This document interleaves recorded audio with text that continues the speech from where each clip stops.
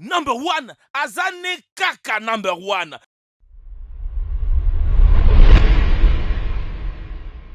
Saviez-vous que la probabilité pour vous d'être frappé par la foudre par un astéroïde a plus de chances de se produire que de gagner à la loterie? Pourtant, aussi fou que cela puisse paraître, la loterie est souvent la dernière chance pour certaines personnes de remettre leur vie sur pied après avoir lutté pour trouver un emploi, nourrir leur famille ou même trouver un toit. Bien que les chances de gagner la loterie soient très minces, cela n'a pas empêché des millions de personnes d'y mettre quelques dollars pour tenter leur chance. En fait, il semble que beaucoup de gens qui ont réellement touché les jackpots en grattant sur une carte ont été des sans-abri et qui ont mené une vie difficile.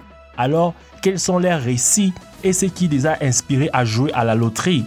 Voici 10 sans-abri qui ont gagné à la loterie. Emily Reyes. Emily Reyes faisait partie d'une population croissante des sans-abri quand une habitude de drogue et d'alcool l'a jetée en prison après avoir volé pour prendre sa dose. Après sa libération de la prison d'Amarillo, Reyes s'est retrouvée dans un refuge local pour sans-abri où elle a travaillé avec diligence pour faire passer sa dépendance. 6 mois plus tard, devenue sobre, elle a célébré son succès en achetant un ticket de loterie après avoir fait des économies en faisant des petits boulots au refuge et un peu partout dans la ville. Elle a joué à la loterie Texas Two Step et quelle ne fut sa surprise quand elle a combiné les 4 chiffres lors du tirage du jeudi pour empocher plus de 200 000 $. En utilisant l'argent comme un nouveau départ, Reyes a même partagé certains de ses gains avec d'autres femmes dans un effort pour les faire avancer. George Bryant. Chicago, Illinois est la 3e plus grande ville des États-Unis et, sans surprise, abrite une importante population de sans-abri qui représente plus de 10% de sa population. George Bryant s'est retrouvé chez les sans-abri de Chicago après un accident de voiture qui l'a laissé blessé et croulant sous une montagne de factures médicales. Avec seulement un emploi à salaire minimum et aucun moyen de payer les loyers, de faire des courses à l'épicerie et de payer l'hôpital, Bryant a perdu tout ce qu'il avait et a recouru à la vie dans les rues tout en faisant des petits boulots pour gagner de l'argent. Refusant de mendier pour changer, il continua à faire tous les travaux qu'il pouvait trouver. Bryant a réussi à aider un homme à déplacer de meubles pour 20 $ et un billet de loterie. L'homme remit à Bryant un billet de grattage de 5 $ que Bryant gratta en utilisant un de ses sous chanceux. Au bord des larmes et n'en croyant pas ses yeux, Bryant était fou de joie quand il a réalisé que le billet valait 200 000 $. Étant en mesure de rembourser ses dettes et de retourner vivre dans un appartement, le jeune gagnant de la loterie est maintenant un gestionnaire de restauration rapide qui inspire ses employés avec une éthique de travail incroyable et de l'histoire qui a changé sa vie. Grant Freeman. Grant Freeman est un curieux ajout sur notre liste car il n'y a pas de loterie d'État au Nevada en raison du large éventail de jeux d'argent, des casinos au Las Vegas Strip, aux machines à sous dans les stations-service et les halls d'hôtels.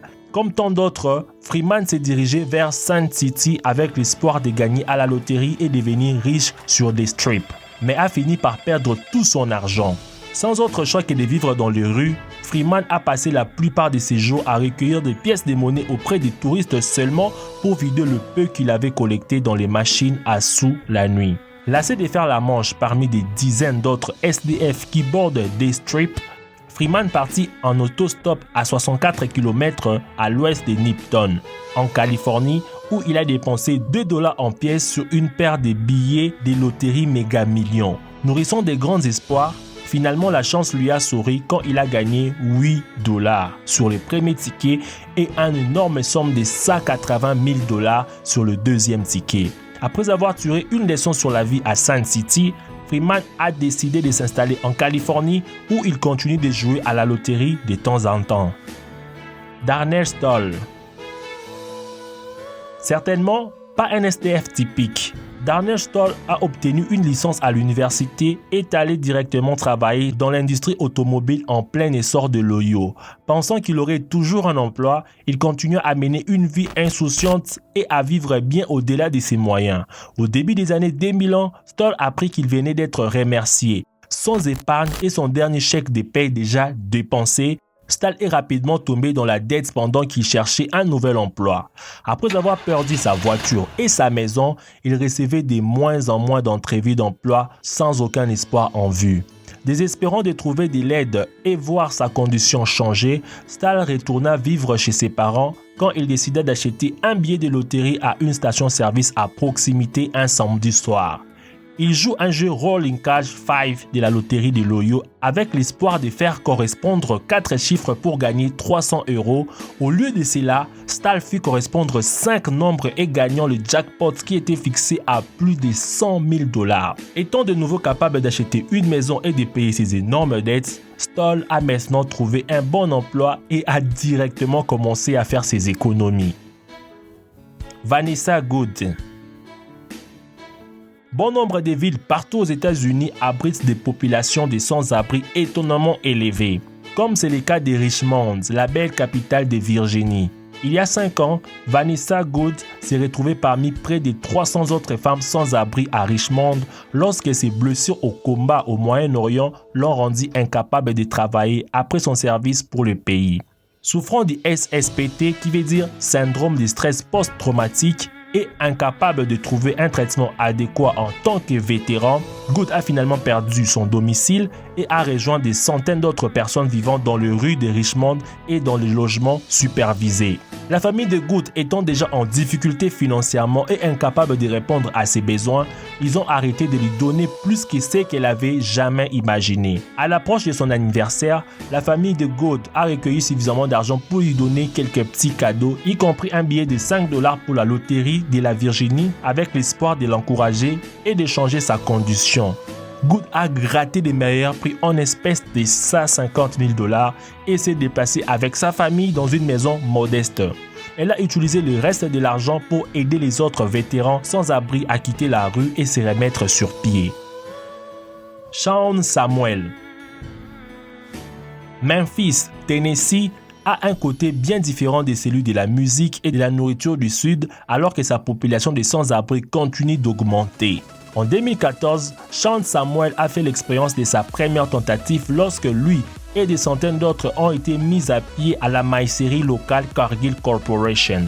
N'ayant aucune autre expérience de travail, sauf celle de menuisier, Samuel est tombé dans une grave dépression qui a été alimentée par son alcoolisme. Il a été incapable de trouver du travail et a rapidement perdu sa maison avec assez d'argent pour se débrouiller. Vivant dans les rues comme un mendiant au centre-ville de Memphis, vers les magasins d'alcool pour s'acheter une autre bouteille de liqueur de Malte, quand il a changé d'avis et a utilisé l'argent pour jouer à la loterie Cash for Life du Tennessee. Samuel espérait avoir la chance de remporter les premiers prix qui rapportent 1 000 $ par jour aux gagnants pour le reste de sa vie. Comme par hasard, il manqua les premiers prix mais remporta les seconds qui rapportent 1 000 $ par semaine pour le reste de sa vie. Avec ses gains totalisant plus de 2 fois ce qu'il gagnait au moulin, il est prudent de dire que Samuel est maintenant hors de rue et mène une bonne vie. Anthony Murphy. Comme tant d'autres qui rêvent de monter sur la piste et de devenir un acteur légendaire, Anthony Murphy a quitté l'école secondaire pour faire la course automobile bien vite et il a découvert que ce n'était pas aussi simple que ça paraissait. Dénichant uniquement des mal à payer et incapable de pénétrer dans l'industrie de la course, Murphy s'installe avec sa famille tout en attendant désespérément. Refusant de renoncer à ses rêves de course et à son amour pour la piste, Murphy a acheté un billet de loterie à gratter inspiré du célèbre circuit. Dans ce qui est devenu le meilleur jour de sa vie, le jeune homme a gagné le jackpot de 125 000 $ ainsi qu'une expérience VIP à la course d'Indianapolis la veille de la journée du souvenir. En voyant ses rêves de course se réaliser pendant qu'il conduisait sur le célèbre piste avec un énorme sourire sur son visage, Murphy peut ne pas avoir un avenir en tant que conducteur de course, mais il a définitivement atterri sur ses pieds. Victoria Herrera. Pouvez-vous supporter la chaleur de Miami? Malgré la chaleur de Miami, la Floride est connue pour son magnifique littoral et sa culture diverse. Victor Herrera en avait tout à fait assez de sa ville natale, surtout lorsqu'il s'agissait d'étés insupportables et humides. Récemment divorcé et sans abri, Herrera et son fils s'installèrent avec sa sœur dans un appartement à l'étroit sans climatisation. Dans une chaleur gênante et incapable de dormir, Harira quitta l'appartement une nuit d'août et se dirigea vers la station d'essence pour un sac de glace. Il rentra avec un ticket de loterie de 5 $ à la place. Avec une chance de seulement 1 sur 15 millions de gagner les grands prix, Harira n'en croyait pas ses yeux quand il a gagné les jackpots de 250 000 $. Il rentra vite dans l'appartement, réveilla sa sœur et son fils. Harira leur annonça la nouvelle avec enthousiasme pendant qu'ils emballaient leurs bagages et se dirigeaient vers un hôtel où ils allumèrent la clim à fond. Depuis, Harira a utilisé ses gains pour acheter une maison climatisée et plaça son fils dans une meilleure école. En remerciant sa sœur, Harira lui a même acheté un nouveau climatiseur pour rendre ses étés de Miami un peu plus supportables. Wayne Dawson. En quittant la Floride ensoleillée et se dirigeant en direction du nord vers les grands lacs du Michigan, Wayne Dawson de Kalamazoo figure au sommet de notre liste. Père de 2 enfants, mais pas exactement une figure sympathique après avoir abandonné ses enfants et se réfugia à Détroit pour vivre chez un ami. Dawson se retrouva sans abri quand son ami le jeta sur le trottoir après être resté des mois sans emploi et incapable d'aider à payer les loyers ou l'une des factures.